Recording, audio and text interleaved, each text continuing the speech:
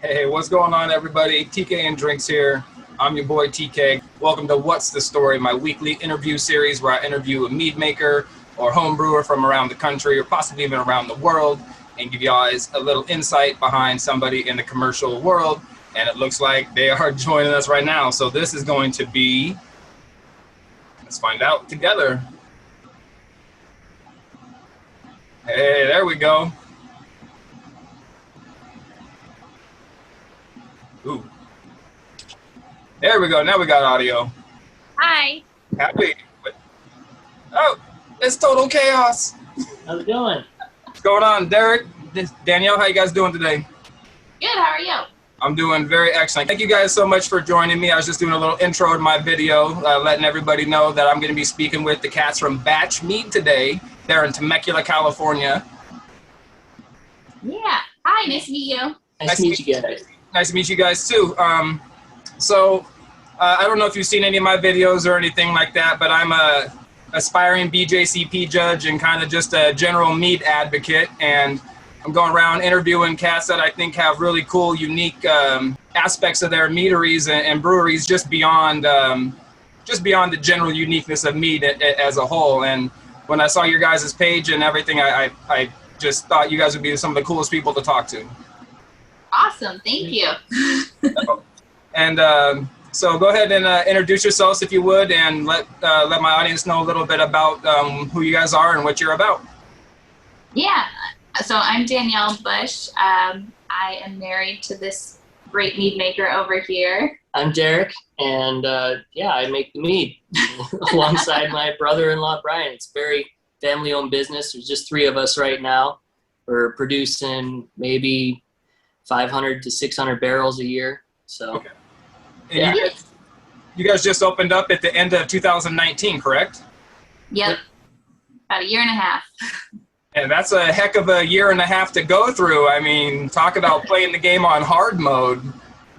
Yeah. Yeah, we had 2 months of normal and then craziness.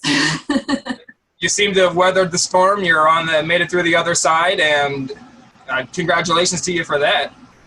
Yeah, thank you. Just did a lot of online orders and hit the ground running. Is your guys' tasting room open back up yet? Yep. Yeah, back in Temecula, we're open Thursday through Saturday, 3 to 8. Nice. So you guys were very courteous and sent me a couple bottles, and one of them is the bottle of Palm, which is a raspberry blossom honey and pomegranate sweet mead. Mm-hmm. Sweetest one we have. Sweetest one you have? I am beyond excited to try this. So what do you guys like? I see a couple bottles there in the front. What you guys got sitting there? Or is that for something later for special? We also have Palm. I brought a couple of, so we're at our meadery. This is our front room of our meadery for, acoustics. Gotcha. Yeah. So Palm is one of our flagship meads, and so is Pineapple. We also make a Tempest mead that's been really popular in a can, which is passion fruit, pomegranates, and tangerines. And we just came out with this line of rosé wine that's mixed with meads, and they go from sweetest to driest. So we have 4, but this one, the sweetest one, has been the most popular. Very cool. And then, we make some hard ciders too. So this one's the most popular right now, Boysenberry hard cider. All the cider juice comes from Julian, which is the mountains nearby us. Yeah. I had that bottle of the Boysenberry the other night. That is hands down the best cider I've had. In my personal opinion, better than Meridian High, better than Arthur, better than anybody else, man. Hands down to you guys. That is phenomenal. And thanks for putting in such a large bottle, too. Thank you. You're very welcome.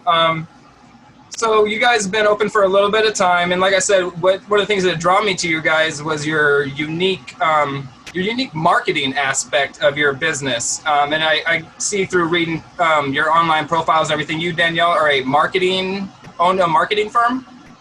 Yes, primarily search engine optimization, which most people scratch their head about, but that's what my career's been in. You do solely SEO stuff?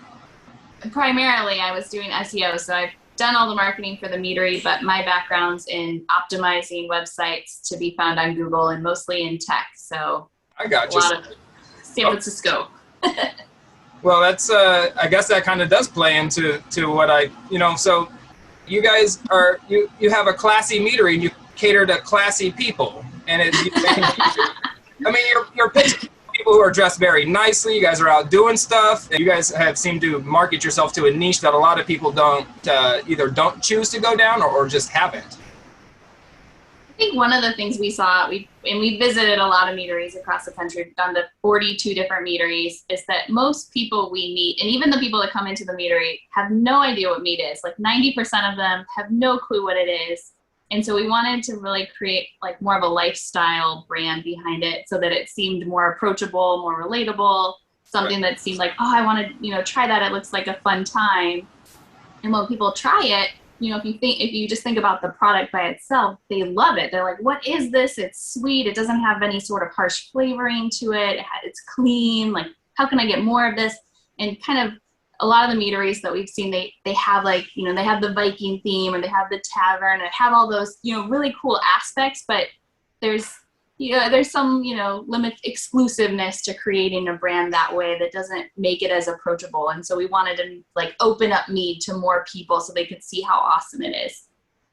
I just had that conversation with my wife the other night. I would said the same thing. I was like, there's so many meaderies that have, you could draw a template for say 3 or 4 different types, and most meaderies will fall into that, and you guys fall outside that category, and I think it's absolutely phenomenal. And any meadery that's looking for more ways to reach into their community and become a part and a pillar in their community is what it's all about. I love that aspect of your guys' business. It's so cool. I saw something you guys are doing magic at the meadery. You guys have a magician coming in? Yeah. So he's our assistant brewer, technically. Oh, that's even cooler. Yep, my brother. Uh-oh. He's a legit magician though, so he spent about 3 to 4 years in Vegas doing giant, cinemas packed full of people. He's done, 15,000 people shows before, and he wanted to move to California and help us with our business. And so we're, putting out that platform for him to do magic shows once a month, and they're so popular they sell out. I don't even have to market them. Like, they call, they're like, when's the next magic show? When can we come? Because it's a cool, intimate, there's about 20 people. You get to see magic, drink some mead. It's a really fun time. And you guys also do like live music and other type of events and stuff there too? Yeah, we just started again now that things have kind of gotten more normal, if you will. Yeah, no kidding. So what are your, you said the Palm Mead here is your flagship. Do you guys have a set that you guys are, I know you haven't been open for more than just a year and a half now, but do you have a set of mead that you brew year round, or that you want to be like a stable all the time stuff? Yeah. Yeah, I mean, when it's in season too, like there's things that we brew every year, and that would be Palm, pineapple, our Tempest, something we call Midnight Mead, and that one's black currants and blackberries. And then I think I'm missing, dry hopped hard cider. That one is one of our flagships we always have. And strawberry shortcake that has lactose sugar in it, so it's got a creamy, but they're all in like this kind of bottle. Yeah. Also, unique bottle types. I really like that. What made you choose those? Just because they were available? I wanted something it was champagne style. It could hold carbonation, and at the same time, it's tapered and it just catches the eye. It's like a mini champagne. Absolutely. You're certainly hitting all these marks that nobody else is hitting. This is absolutely fantastic. It's got a little bit of sparkling to it. It's not overly cloying or anything like that. I mean, got a pretty decent legs for, holy cow, that thing is crying on me. Good Lord. Luckily, the Palm makes it a little bit acidic, so it cuts it a little bit. No, it's fantastic. I love it. It starts to get all bright and berry at the front, and it kind of sweetens out at the end. I'm in love with it. You definitely made a customer out of me. Holy cow. You guys do a lot of low ABV stuff? I noticed that you guys have recently started doing some canned. You had mentioned the one. Yep. We did Tempest, so that's our passion fruit pomegranate tangerine. Then we just did a lemon drop hop, and And then we're about to do a 4-can series of some cocktail inspired, a just traditional honey session, and then a lychee. Lychee one? I have not had a lychee mead yet, but I am dying to try that. You guys get those fresh, I'm assuming, or freshly imported, because you guys are right there in Yeah, the waterfront. it would be frozen. Yeah. But holy cow. They pick them and then they flash freeze them, send them over here real quick. Do you guys have to peel those and hull them and all that stuff? Is already just the fruit ready to go? Yeah, luckily. On that same regard, how big of a mess does that pomegranate make with all the skins and seeds? That's got to be an absolute nightmare, brother. Actually, that one's pre-processed. So it's an aseptic fruit, but it's already flash frozen, flash heated, and it comes in a tote. And we basically pump it in that way. But it is 100% real fruit, and it does have an expiration date. So we need to use it really quickly as soon as we get it. Gotcha. But our strawberries come from Kenny's Strawberry Farm, and you would see that in our Strawberry Shortcake and in our Rosé All Day series. That one we process by hand, makes a great big mess. Last time we ordered 1,000 pounds of strawberries, took us 40 hours to cut them all by hand, blend them up. It was a good time though. Oh, yeah, I see some other meaderies have like labeling parties and fruit cutting parties and stuff like that. I imagine that's a pretty good way to fill out a little bit of mead and cut your labor down. Many hands makes light work type of thing. That's crazy. So many strawberries. Do you have to do that because you guys are also a cidery as well? Do you have to peel and cut all those apples then for your cider? Or do you guys get those in partially already ready to go? So the orchard that we get all of our cider from, he presses his apples for us. Oh, okay. And yeah, we just cart the juice in totes back down the mountain and ferment it there. Are those the same apples that you use to make your apple meads? Yeah. Because I noticed you guys had like an apple pie or like a whole pie series of meads. What inspired that idea? Well, that was kind of just the fall. Like we wanted a series for the fall, and what makes you think of it is like you get pies and spicy meads and spicy beers and things like that. So we kind of went that route, like pumpkin spice lattes and such. I had to convince him to do the pumpkin. He didn't want to do it.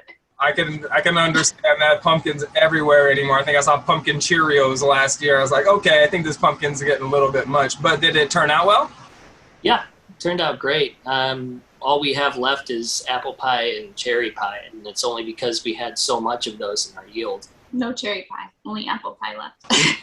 Oh, just apple pie. We did 5 pies, and we're going to do them again in the fall, but we did strawberry rhubarb pie, apple pie, cherry pie, pumpkin pie, and I'm forgetting one. Strawberry, rhubarb, pumpkin, apple, cherry. Boysenberry pie. Boysenberry. That was it. Which one was the most popular? Boysenberry pie. Yeah, boysenberry seems to go pretty quick. Was that the same boysenberries that went into the cider? Yep. Oh yeah, that's going to be a must grab next year. Anybody out there, just go ahead and save the money now. Pre-order that bottle. I promise you will not be disappointed with that. That boysenberry is on point. Excuse me, on point. So, let's see here. The lemon drop citrus can, is that the first time you guys have made that particular flavor in the can? Because that can looked a little different. Seemed the other ones that you had mentioned seemed like they were kind of in a more uniform series. That lemon drop one was more of a unique character on there. I kind of like that little lemon guy on there. We did a collab with a local business that has he's a California business. He has an open tap app. He has all the breweries and all the local meaderies on that app, so anybody in California can hop on and see what they have to offer when they're open, all their details. Gotcha. And so we did a cool little collab with him. That's why that label looks different. Got you. Have you guys done any other collabs with any other meaderies or breweries? I know it's been a short period of time. We've done a couple with wineries. So we did a red wine barrel aged mead. And then in our rosé series, we used one of the local Temecula wineries, Frangipani, to make the rosé wine. I think next time we'll try our hand at making it ourselves, but it was fun to collab. And then we've done a lot of local business collabs. Temecula is a great community. It's super open to trying new things. So we've done like peach mead collab, peach rum collab. Been pretty good with all the collabs. You'll be making a spicy mead pretty soon. That's also a collab. With Spicy Sister, they make spicy jam. So they did a habanero infused honey for us to use for the strawberry habanero that's almost ready. Okay, strawberry habanero. I'm definitely intrigued by that one too. Do you guys do any like consignment with any local artists or anything in your meadery there in the tasting room? We are definitely open to it. We have a couple things hanging. So we have like a macrame artist that's done a hanging, and then we had a couple pictures from local, but we're open. If anybody in Temecula or in California or anywhere wants to send us something, we would put it up. Pardon me here. I got a house full of kittens. I have like 11 cats running around my house right this second, so it's a bit of a madhouse. So yeah, that's definitely cool. I like I said, being open to working with other people in the community and doing those things. What kind of macrame hanging were you talking about? That's intriguing. Like, she makes it like basket hanging stuff or like artwork out of macrame? More of artwork is like yarn hanging. So she uses driftwood and then puts all the yarn so it kind of hangs in a boho-esque, and you put it on the wall. She makes them for nurseries, businesses, artists, offices. That sounds really cool. I want to give her a plug real quick. That's Yarn the Wall. She has an Instagram at Yarn the Walls, and she does custom orders, so you can pick your own colors and size and height and length. Very cool. Is she somebody that you guys knew from before that kind of just walk in? No, I met her at a local market in Temecula, and that's actually how we've met a lot of like Spicy Sister. You just meet people at local events. Say, Okay. hey, well, let's collab. You guys go to a lot of farmers markets and stuff? We haven't been we don't pour at the farmers markets, but I always like to go just to see and support other Temecula artisans. Now, as you guys aren't legally allowed to pour because of regulations, or you guys just don't want to set up a booth or something? We have, so some of the restaurants will let us like do a little tasting in their restaurant, or they'll, put a keg on tap and let us do plugs for it. But the farmers markets tend to not want to do alcohol. So we're licensed to do it. So if any farmers market wants to include us, we could. But they tend to get freaked out by alcohol. That's so weird, because some states, every farmers market has like 3 or 4 different, alcohol vendors. In some states, it's more taboo. Never understood that. Again, this bureaucracy seemingly coming between people and their meat. It's like one of the things I hate the most. So you guys met at a Western town in Illinois? Yeah. You did your homework. As a gun spinner and an axe thrower. That sounds really cool. What intrigued you to get into that type of stuff? You're from Indiana or Illinois? Illinois. It was a cool college job to have. So they were open May through October. They're called Donley's Wild West Town. It's a kids amusement park. Nice. And they would hire, high school students, college students, and my brother, the magician, also worked there doing rope tricks. We were in the show. We would jump from buildings, fire off, shotguns, which I don't think you could get away with now. And then you threw axes. Yep. And you guys moved out to California from there, and it's all here we are today. You guys have any kids? We have one kid. We have a 2.5-year-old. His name's Dane. Yes, I'm sure he's the talk of the meaderies. He get to hang out there much? Every so often. We've noticed some people don't like to see small children while they're drinking. Fair enough. I can't fault anybody for that. So, of all the meads that you guys have made, you've been home brewing mead for a number of years now and stuff. What's the favorite mead from the culmination of your whole catalog of mead? I'd have to say it was my strawberry shortcake, because that one was really a turning point from home brewing to going pro.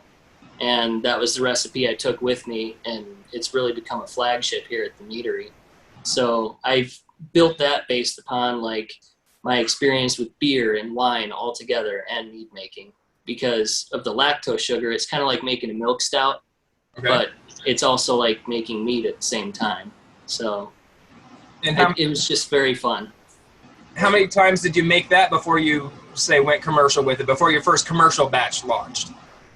I made it twice. So That's a pretty confident step, man. You know, lots of accolades on it. You know, you wouldn't have done it if other people didn't like it, you know, besides yourself. Most of the things we make here, we make once. So yeah, like our flagships, those are the ones we make over and over again. Yeah. But if it's not a flagship that we mentioned before, it's a one-off. We're just trying it out. This is a new recipe. I've never done it before. And yeah, just trying to keep things fresh and new for all of our customers. Anything that went kind of sideways on you that most definitely did not turn out the way you expected? I would have to say, like, there was a traditional that was a little too hot, and it took time. That was the biggest thing. I didn't like the way it turned out, so I just put it in a barrel. Thank you, Danielle, for telling me to do that, because I was ready to say, nope, I'm done. I'm not doing this one. I'm not releasing it at all. Yeah. And then she said, well, just put it in a barrel. Let's see what happens. A year later, it smoothed out, tasted like caramel. Perfect. That was our first barrel age series of, I think that was bourbon. Gotcha. And how many, I think I got one of those bottles. How many barrel aged ones did you guys have? We started with 4. So we have the bourbon that you have there, and then we have a Barbera, which is the red wine barrel aged mead that's a collab, and then we did a sweet whiskey. So that one was a sweet barrel aged one. That one you have there is pretty dry. Okay. And then we did a slow gin. I don't know if you've ever heard of slow gin. Slows are like a cross between a plum and a blueberry, but we did a sweet plum mead in a slow gin barrel, which we got from Northern California, and that one turned out really interesting. People love that one. Yeah, I'm definitely into all the unique flavor profiles. That's what I like to see. That's my favorite thing to see from all the different meaderies is the non, let's say a traditional, but this everybody's got a berry flavored stuff and all the stuff you see everywhere. Where's the uniqueness go? What's in the recesses of the minds of the mead makers? You know, the unique one-off stuff is always the cool stuff to try. So bummed I didn't get to try that. Super excited I get to try this one. So I'm definitely gonna be keeping an eye on for any of those awesome releases you guys got coming in the future. Is the barrel aging program still going? You got new stuff you'll be releasing? In the fall, yeah, October. We quadrupled our barrel program. We had so many ideas that we wanted to try, so we bought all these barrels. Got a little out of hand. I think we have 16 barrels. We have rum, whiskey, brandy, bourbon. We have wine barrels. We have Chardonnay, red wine, just all kinds. And we're putting different meads, different types of meads, melomels, hydromels, and whatever in these barrels, just to see what we can come up with. Barrel aging program is not a money-friendly thing to get into. That is, you invest a lot of time and money up front and hope it pays off in the back end. So I can only imagine that is, man, you guys are putting a lot of time and energy into that barrel program. That sounds amazing. I'll be looking forward to all of those things. Do you guys do any mead and food pairings? I don't know if you guys serve food at the meadery. We don't serve food on a regular basis, but we do have meat and cheese boards that were made by a local vendor called Grazing Theory, and she matched her cheeses to pair with some of our meats and some of her meat. But we do special events every so often where we do a 4-course meal, and then it pairs with 4 of our meats and ciders. Oh, that's super cool. Is that hosted by you guys, or do you guys bring in somebody to do the food pairing, or? It's hosted by us, and then we bring in a local catering company called Casey Catering, and he does all sorts of fancy, smaller bites, but lots of courses. And that's something I'm sure you guys get a hold of him ahead of time, and you guys pick the meats that you want to pair the food with? Yes. Yeah, and we tell him the order, and then he pairs all the courses with the different meats. And you guys, see, that's what I'm saying. You guys are doing a lot of things that I don't see other meaderies doing. That's a very cool thing to do. Thanks. If money weren't an issue, what would be like the biggest, boldest thing mead you could make, or cider, if you're leaning that way? You know, no money, no time, anything's an issue, anything goes. What do you make? I'd make some mead using Manuka honey, because I've heard that is so rare and hard to get. It tastes great, and it's pretty rich in terms of flavor. So, I mean, you're looking at, I don't even know, hundreds of dollars a pound. And at this point, we're using 1 ton of honey for a batch. So you do the math. It gets pretty expensive. Oh, But I would try one of those. yeah, I did an interview with a gentleman down in Australia, and he was putting me on to his honey guy who collects, I want to say somewhere in the realm of 30 different types of bush honey from different types of areas of Australia and stuff. So yeah, and Manuka honey comes from Australia and New Zealand area, if memory serves. Yep. So I can only imagine the other types of crazy honeys they have out there as well. It's such a unique place. You guys ever been? No, not yet. Yes, I look longingly as well. I would love to go to Australia. I think it would be so rad. You said you've been to how many different meaderies in your travels there prior to opening up? 40 some odd? Yeah, over 40. Around the country? Mm-hmm. Yep. We used to take a lot of road trips and go hit up all the meaderies on the way from Midwest to the West Coast. And Anybody that you missed that you wish you could go back and get? SF Mead Co. was one of our, San Francisco Meadery Company was one of our favorite. He would make these like kind of 3-year aged, longer term aging meads, and they were amazing. I know he closed down his shop after the pandemic, but he still has another meadery in Ohio called Brothers Drake. Mm-hmm. But they are churning out some really interesting, like really well made, like perfect kind of flavor profiles, a little bit more maybe advanced palate, but I'll have to really check. good stuff. Yeah, I've seen them on the around and stuff. I have not purchased anything from them, but I'll definitely keep my eyes on them. Who would you say was some of your favorites that you did get to visit? We have been to so many. Hydron is another meadery that's really, really fun. They make champagne style meads, and we've ordered quite a bit from Sap House. He does an amazing series of barrel aged meads that we've tried. Lost Cause in San Diego made this really unique mead called Chasing Alice that had big mushroom on the front of it. handicap mushroom mead, which sounds odd, but it was like perfectly earthy, but not too. It was. Candy caps taste a lot like maple syrup. Oh, interesting. Never had a candy cap mushroom. I had a lot of different mushrooms in my life, but none of them caps. Yeah, and I've noticed there's a couple other meaderies that have used mushrooms in their brew. That must add a really unique body to the mead that you can't get through other means. Yeah, a little like almost like maybe Pinot Noir or kind of that flavor without that dryness. Do you guys have any plans of using any herbs or super spicy stuff, or not spicy? You mentioned that one, but like any non-quote-unquote traditional ingredients? So we do have lemon thyme, and it has lemon peel and thyme in it. Okay, that's right. I did see that bottle. I apologize for not remembering that. That did look like a very unique one. Does that one sell pretty well? Yeah, it tastes kind of like limoncello, but with a little hint of thyme at the end. So it's kind of it's my personal favorite of everything we've made. Limoncello is my. Oh. Yes, I enjoy a nice limoncello as well.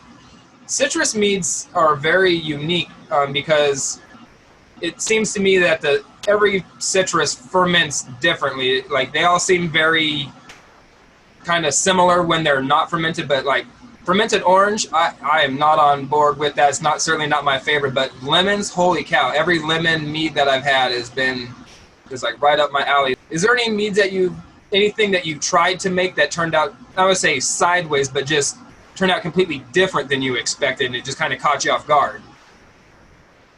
Peaches and cream kind of did when we did that one. Oh, what happened there? So peach ferments a little differently, and I thought I knocked out the fermentation. It was all done. We added the peach. It fermented the peach too. Oh. So it didn't taste like fresh peach anymore. It tasted like fermented peach. And that takes a little bit of time to age for it to really come through, and then you start getting those peach flavors back on the back end. Because freshly fermented peach It tastes like fermented peach. I don't even know how to describe it. Have you guys been to any competitions with your mead yet? One. So we went to the San Diego International Beer Festival where we submitted our raspberry chipotle, which we call From the Ashes. And we won Best of Show for Meaderies. So that was exciting. But we haven't done any other competitions yet. You guys haven't really had any time. Did you ever do any homebrew competitions, Derek, when you were just a home brewer? Or not saying brewer, but not really, no. No, it wasn't your thing? No, I didn't really get into all that too much. I was just trying to hone my recipes, and I never found the perfect one. And by the time I did, we were already launching the Meadery, strawberry shortcake. About the time I found that, we were in plans to start this thing. So, do you plan on adding more flavors to the flagships, or are you just going to let it stand at what it is right now? Definitely a learning process. So we try to be really open to whatever the customers tell us. So both our online customers and the people that walk into the tasting room, when we have something that's brewing, we always give people taste to see what their feedback is. So at any time we could remove something from the flagship and put in something new, but that's why we have so many different things. We like to see what people like and see what sticks and what they go crazy about. How many taps do you guys have there in your tap room? we have 8 right now. Awesome. But we're also serving from bottles too, like the bourbon or any of the barrel aged. Those come from bottles. Yeah, doing bottle pours as well is a very convenient thing to be allowed to do. I guess there's some places where they're not allowed to do that. I thought that was kind of odd. Do you guys guest tap it anywhere? A lot of places. Oh. We're on tap at several local restaurants in Temecula, in Corona, Lake Arrowhead, mostly California. We haven't been guest tapped anywhere outside of California yet, but And you guys ship through Vino Shipper, right? Mm-hmm. Vino Shipper, and then we have our own licensing for California, so we ship directly through our own website. Gotcha. You guys plan on expanding out to regional distribution or anything like that? If we could keep it in the tasting room long enough. we always get asked that, but we sell, everybody's like, oh, it's such a good problem to have, but we sell too fast to like be on the shelves anywhere. No, that is a fantastic problem to have, and from the people that I've talked to, it's one of those growing pains. It's like you constantly sell out, but do you invest that money back into bigger tanks and roll the dice with not selling out of double, triple size batches or whatever? Then you got the room for it. I don't know how big your guys' room. I'm sure you've got some room to grow. Do you plan on expanding the canning line to, because I know those canning lines are not cheap to install. Do you plan on doing like a whole line of like session meads and cans and stuff? We actually have a canning machine that does 2 cans at a time. Oh, holy So it takes, 8 hours? 1 can at a time, actually. We can fill 4, and we can only steam 1 at a time. So, I mean, it's an all-day thing. Is it one of those ones that comes down and seals it around the top and all that stuff? Exactly, yeah. You guys, that is dedication right there. I've seen one of my local beer and wine stores. They do those, have crowlers to go and everything. And I'm just picturing it's that same type of machine, just built. Man, that and hand cutting your strawberries. That's passion. That's love into your products, and you can taste it in there. That's 3 people here that are putting everything that they have, their love, their soul, their passion, into putting a fantastic product into the market for their community and for the rest of the world. I mean, what else could you really want from a business other than more of their delicious mead? So, see here. Where do you guys stand on fruit on your pizza, most specifically pineapple? Yes, no? Yes, on our pizza? Oh, yeah. Yeah, pineapple on our pizza, especially when it's spicy pizza. Yes. I have a local farmer's market here. A lady at the local farmer's market makes pickled everything, and one of the things she does is spicy pickled pineapples. So my wife has started using those when she's making pizzas and stuff like that. So spicy pizzas are definitely where it's at for me as well. You guys cat or dog people, animals? Dog. Yeah, we have a dog. Chocolate lab. Big dog. Very cool. I like that. Girl Scout cookies. What's your favorite type of Girl Scout cookie? The coconut. Samoas. Samoas. Yeah, I'd have to say that one too. Thin mints are really close, but Yeah, thin mints are always a solid call as far as I'm concerned. Do you prefer to ferment your meads to sweetness, desired sweetness level, or do you just ferment dry and back sweeten to your desired level? definitely the latter. As I've found, it's more controllable in the flavor profiles to do it that way. And do you feel that you consume less honey, more honey, or about the same as if you were trying to go fermented to desired sweetness? It would be about the same. At the end of the day, you're shooting for a specific gravity at the end that you want, or a residual sugar that you want. Right. So that part doesn't change. It's just you can tailor it a little better if you can add it a little bit at a time and then taste it and see how it's going, rather than adding it all in the beginning and then letting it ferment out. If you added too much, well, then you can't take it out. Yeah, that's very true. Do you have a specific strain of yeast you use? Do you use multiple strains for different series, or different strains for different series? Yeah, so our meads are a different strain than our ciders, and that's a different strain than some of our sessions that we come out with. So they're all over the place, but we generally stick with the same thing for like a given mead, a cider, or a session. And wine yeast is what we go with. We don't do ale yeast or anything else like that, because I found that wine yeast tends to just ferment cleaner. Did you toy around with using ale yeast and stuff like that as well?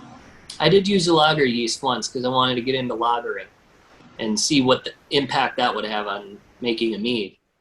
And it would turn out pretty good. It aged really fast. I'll give the lager yeast that. But you better be sure that you're filtering and taking out all those yeasts if you're ever going to back sweeten. Because I've noticed that the cell size on lager yeast are a little bit smaller than a wine yeast, and you can get some re-fermentation that way.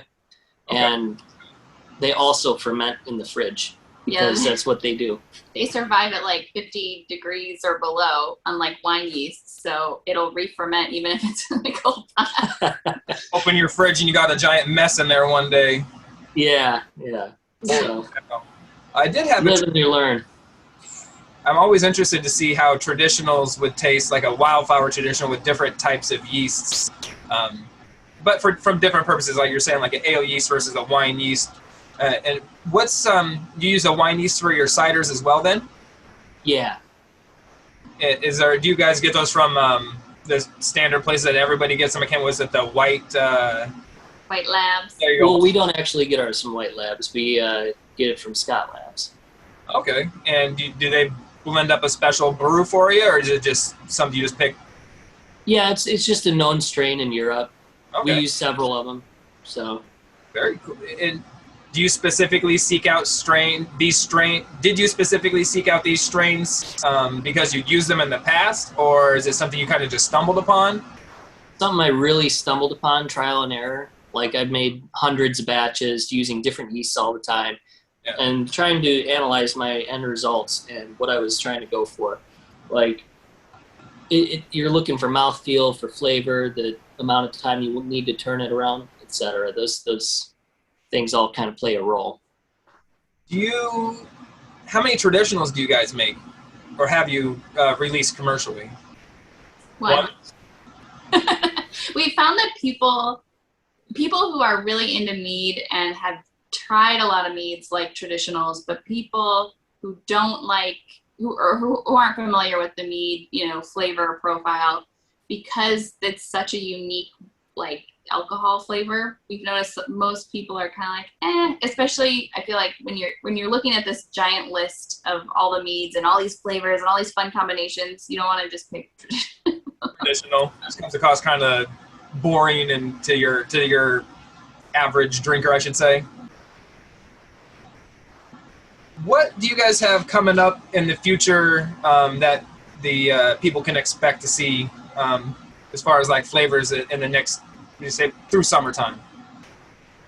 Definitely our can series. So we have a couple cocktail themed cans, the lychee and the honey, and then we're going to be doing a fig mead, so sweeter than we've done before. So that should be fun. We'll re-up the pie series by the end of the summer.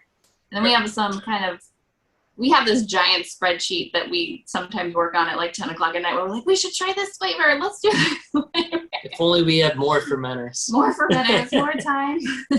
So we haven't quite, outside of those kind of series and those couple things, we haven't really solidified like, okay, this one over this one. Sometimes it's hard to stack rank what'll be more fun. Got you. What was your biggest difficulty that you came across when you were opening the meadery prior to the pandemic, before you were actually open? I'd say all the red tape of licensing. Trying to get that in order is it's not very forthcoming, and the way you have to read the law and all that, and figure out the forms that you need to submit. So there's a lot of hoops you have to jump through, but hey, you only have to do it once. So. Exactly. And one of the things I had to deal with was people who I felt like I knew more about the process than they did, and I'd never done it before. Knowing your laws is definitely I would say a huge benefit as well. You're not the first person to say that red tape is the biggest holdup.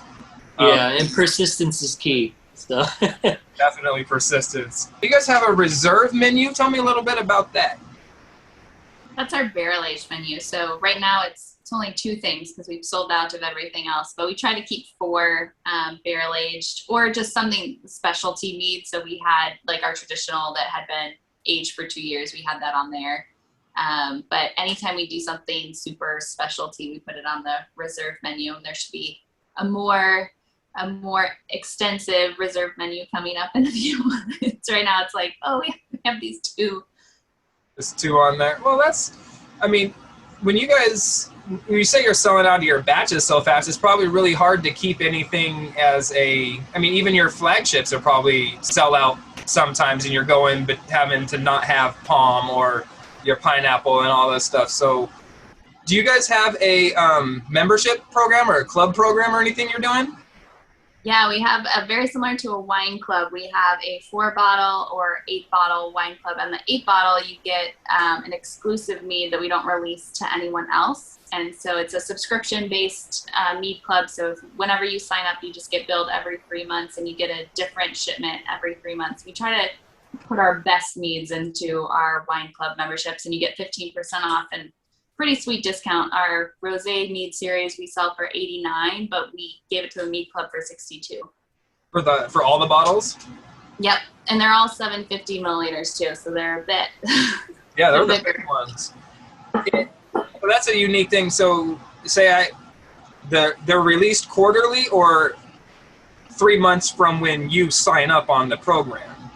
So the club is released quarterly, but we did the 1st of March, and then we just did the beginning of 1st of February, beginning of May, and then the next round will be, I think, beginning of August, and then it'll be November again. So for those 3 months, if you're a Mead Club member, we'll hold your series for you, and then when you get billed, we'll ship it out. So if you were joining in the middle of the current one, would you get that current one, or would your ship? Okay, so you would have enough, or tell people, sorry, we're sold out for this month, and you'd have to wait till the next month. Okay. Yeah, we ship it on demand. We have too many Mead Club members to ship them all at once. It's too hard. But hey, that's another good problem to have. You probably haven't ran into people that are being obstinate about it. I'm sure everybody understands the situation. Yes and no. Some people they want their mead, they know what flavor they want, and then when you tell them they can't have it, then they really want it. Oh, man. I don't know if you guys follow any secondary mead markets, but have you ever seen your stuff on there, or do you care if your stuff is on the secondary market? I didn't even know there was a secondary market. Oh, yeah, big time. Huge secondary mead market. There's bottles out there going for 200 plus on the secondary market. Yeah. What?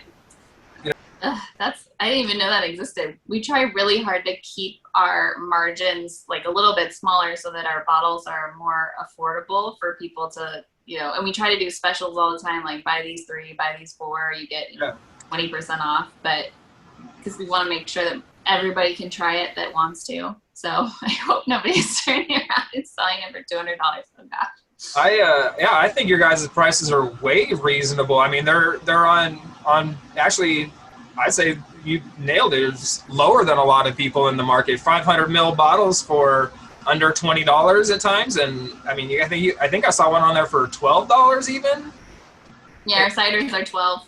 That is that's way more fair and reasonable than anybody could even respect. I'm sure you haven't had any pushback against those prices or anything. No, luckily.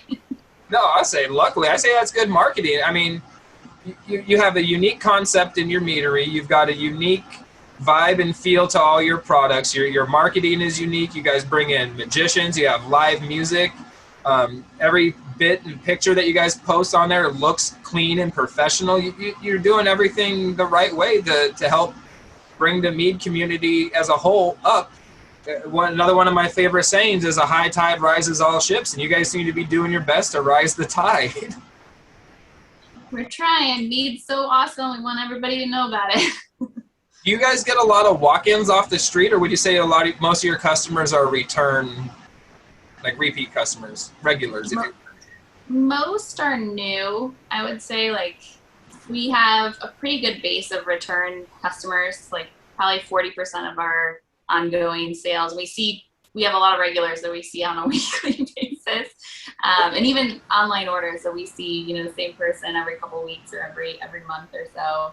So probably 60% new. We've been pretty consistently growing month over month, which is awesome, even during the pandemic. When I talk to people like you, it makes me want to open a meadery and be a pillar in there. My wife, she wants to do something like that, move out to the northern Arizona area and start doing.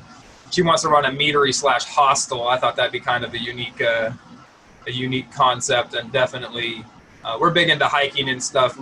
She's getting ready to do the Arizona Trail here next year and stuff. Do you guys into outdoor activities like that at all? Yeah, we love hiking and camping and going out any time we can get on a boat. So if you're going out hiking for a day and you can only bring one bottle of mead with you, what are you taking in the backpack? Probably cans.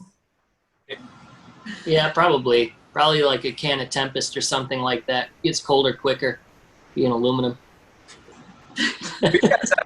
You guys have nice mountains to hike in. Everything I'm hiking in here is all desert and hot, and I would love to get over to California and do some hiking on the PCT and stuff like that, or up to Mount Whitney would be amazing. You guys aren't too far from that area at all. No, a couple hours. And It's a lot cooler on the mountain because you're going up. Yes. We've got a few more minutes left. What would you say right now is the biggest issue that you're having with the meadery? Would you say it's keeping your meads in stock so you can get enough people to try them? Yeah, we did a barbecue festival last weekend, and we had one keg of Tempest left, and so I thought, it'll be great because it's super fruity and sweet for barbecue festival. And the barbecue festival had 1,000 people that came through. Oh. And it was 30 minutes north of our meadery, and about half a dozen or so people drove from that festival to our meadery to try and buy Tempest, but we don't have any because we're making it. Right. Holy. So time is our biggest challenge right now. I'm in fermenters, like you were saying. Do you have any more festivals planned or any other larger events? We're trying to do one every month. We're just kind of waiting to see what pops up. We have a music festival in Anaheim that we're doing. There's talk of a California virtual mead event. So that would be awesome. All the normal mead events kind of got pushed off to 2022, and we missed that festival train when we first opened. So we're excited to get into the whole festival. We'd love to go to the San Diego International Beer Festival, have a booth there, and it's always amazing to see people in person and tell them about mead to their face versus on social media or something. Do you plan on going to any competitions when they start coming back or anything like that, or are you just gonna push that all to the side and focus on just doing you, so to speak? We like if wine competitions are open to fruit meads, and some of them are, and then the beer festivals. I think for us, the mead competitions are interesting because the mead we make seems not the same as what other people expect. Like what we call, like Palm is our sweetest mead. But if you had, another meadery, which you're probably familiar with, they're usually a lot sweeter or thicker or syrupy. So I don't know. We haven't done any mead competitions yet because we're like, how are they gonna interpret what we make against what's more of like the norm? I don't know. I think this is phenomenal. There's meads out there that are so sweet. Like, I mean, 5 minutes after I'm drinking, I feel like I've got another shot worth of meat because it's so leggy and just clings down the glass. It's so syrupy. This is exactly where I think a sweet mead would be at. Those berry bombs out there that everybody's making are well, ridiculously popular. I think they cater to a certain type of crowd, and I think this speaks to a larger audience than those types of meads do. If I were you guys, I would most definitely not be afraid to put this into a competition.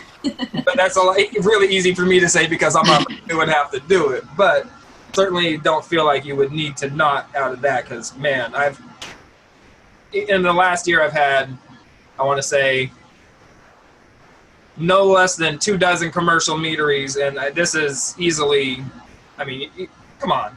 You got to know what you guys have here. I feel like you're being a little coy, but definitely if you enter competitions with it, I think you guys would knock. You won the one you went to. The San Diego International Beer Festival. There were like a dozen other meaderies that competed, so. And if it was in San Diego, I mean, you're going against some big names down there too. I mean, like you said, Lost Cause, Golden Coast, and yeah, so I think you guys give it another year or two, you guys are going to be, I mean, I already personally think you're right in line with those cats right there. Just, I think the rest of the world will be right behind and following suit, so.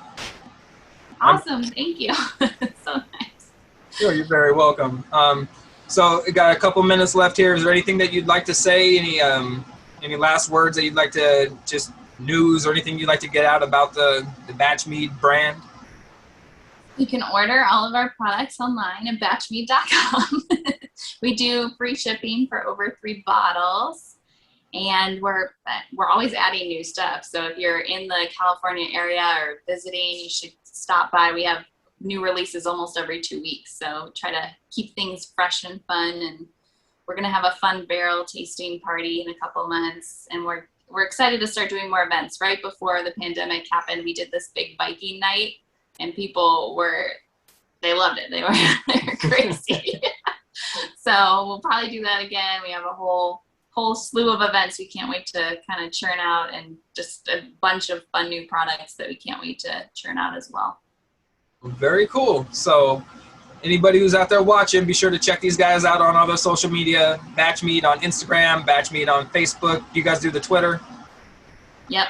Batch Mead on Twitter. And then, as you said, batchmead.com for the Vino shipper. And 3 bottles. You don't ever see that anybody who's watching this. 3 bottles is for free shipping. That is a very uncommon thing. So take advantage of that, please, because that is phenomenal. I mean, you guys even trying to make money? Like you're doing everything you can to give the customer all the benefits, and you guys aren't getting anything out of this. Anyway, please love us. Buy more. Definitely go support Batch Mead. Like I said, all their social media, buy their meads on Vino Shipper. Go hit them up next time you're in Temecula. I'm sure they love seeing all the faces in their tasting room. So thank you guys for being here with me today, and I will hit you up as soon as I can next time I'm doing a purchase, and next time I'm in California, I will definitely make it a point to swing through and say hi and get whatever's experimental on tap, because you guys' stuff sounds so neat. Awesome, thank you. Thank you Very much. Nice to meet you guys too.